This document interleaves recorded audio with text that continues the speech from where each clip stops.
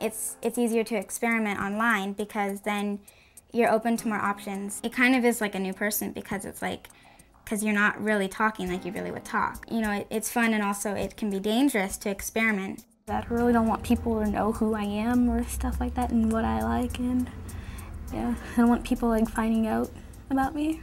It's so much easier to talk to people on Facebook. I mean, you don't have to see them face to face. Who knows who they are? You don't know their appearance. You don't know anything about them but what they've told you. They could be lying. And there's no way to actually trust them. You have the guts to do stuff on the computer that you don't have the guts to do in person sometimes.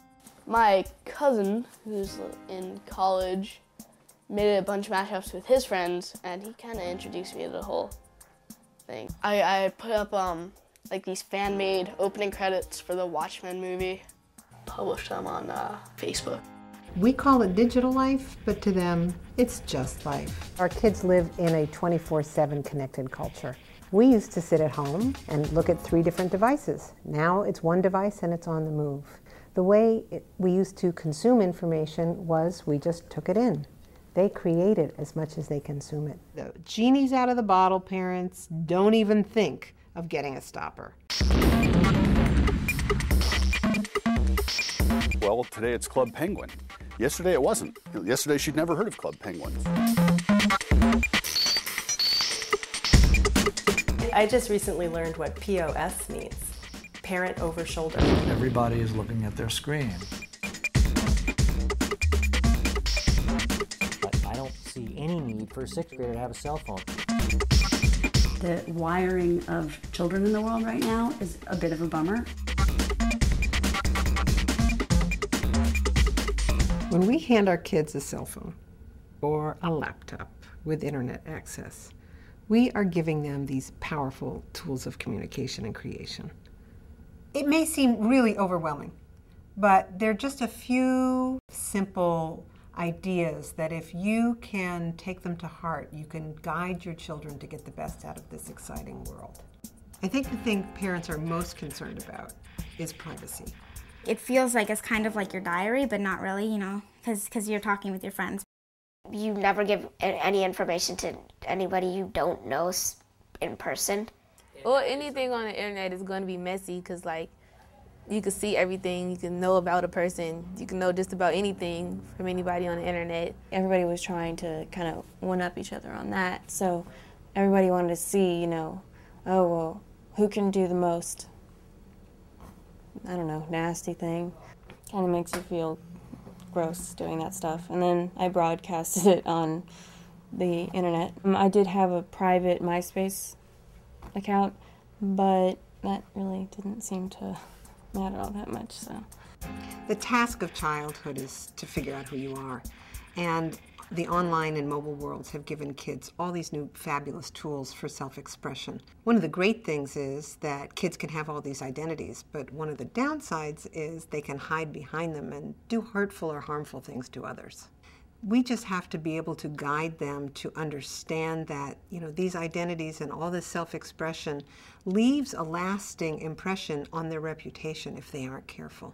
I could pretend I was a boy and they would think I was cool, but they wouldn't know I was a girl. You have so many options in the game and it feels like you're actually the character, sort of, and you basically can do whatever you want. The Eva online is like changing all the time. It's not like, you know, me. You know, you can show your age in your little box thing.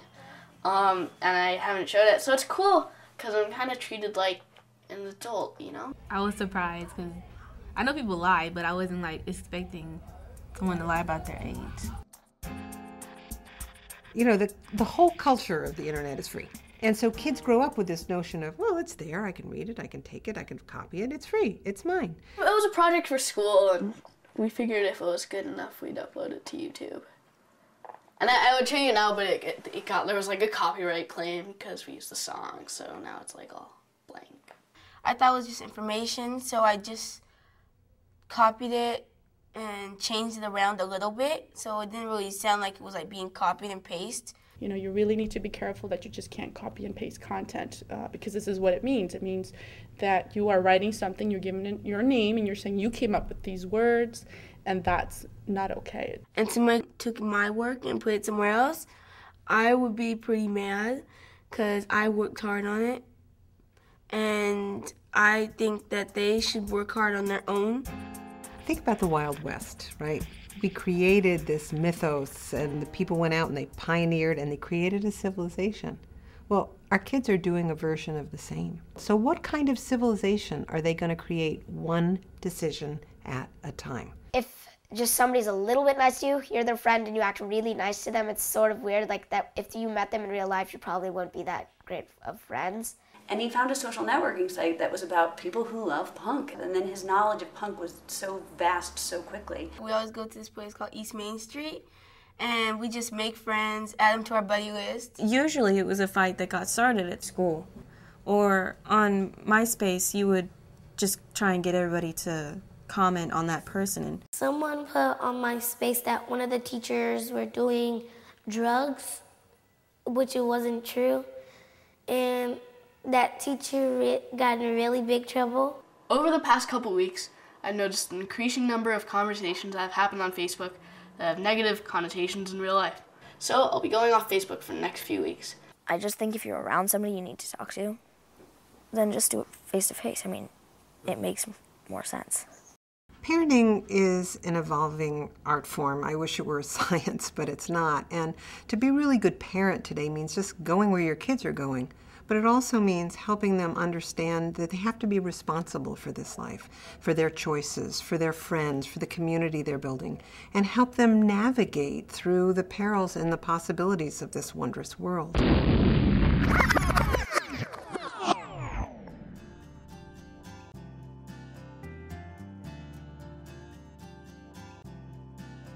What is appropriate for a kid in terms of what they're exposed to and how that's going to affect them and how fast they grow up is where the struggle lies. We have more tools at our disposal in a digital world than we do in a physical world.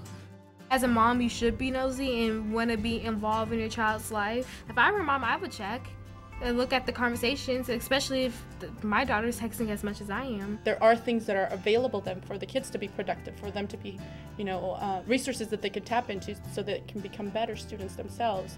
But the parents need to know about them. How they can do this art thing.